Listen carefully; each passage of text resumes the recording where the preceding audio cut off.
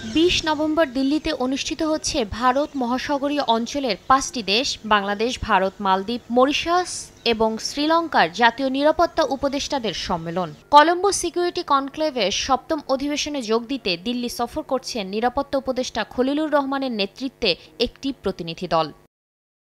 বুধবার যাওয়ার কথা থাকলেও একদিন আগেই দিল্লিতে পৌঁছান তিনি।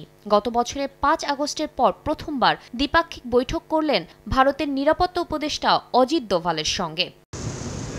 দিল্লিতে অবস্থিত বাংলাদেশ হাই কমিশন বিবৃতিতে জানায়, সিএসসির কাজ এবং দ্বিপাক্ষিক নানা বিষয় নিয়ে আলোচনা হয়েছে দুই নিরাপত্তা উপদেষ্টার। অজিত দোভালকে সুবিধাজনক সময়ে ঢাকা সফরের আমন্ত্রণ জানিয়েছেন খলিলুর রহমান। তবে দ্বিপক্ষীয় কোন কোন বিষয়ে তাদের আলোচনা হয়েছে তা স্পষ্ট করেনি হাই কমিশন। আন্তর্জাতিক সম্পর্ক বিশ্লেষকদের মতে, ঢাকা দিল্লির চলমান সম্পর্ক এবং সাবেক প্রধানমন্ত্রী শেখ হাসিনার মৃত্যুদণ্ডের রায় ঘোষণার প্রেক্ষাপটে এই বৈঠককে গুরুত্ব দিচ্ছে দুই দেশ। দেশের যে পরিস্থিতি সেখানে এই ধরনের যদি আলাপ আলোচনা হয় এটা ভালোই হবে মনে করি। আর আউটকাম যাই হোক না কেন, বাংলাদেশ তার উদ্বেগের কথা ভারতকে জানাবে, ভারতের যদি কিছু বক্তব্য সেটা ভারত বাংলাদেশকে জানাবে।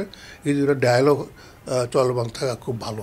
এছাড়া জাতীয় নিরাপত্তা উপদেষ্টাদের অংশগ্রহণে এবছরের ৭ম কলম্বো নিরাপত্তা সম্মেলনকে আঞ্চলিক স্থিতিশীলতার জন্য গুরুত্বপূর্ণ হিসেবে দেখছেন বিশ্লেষকরা। শাতিলা শারমিন, সময় সংবাদ, ঢাকা।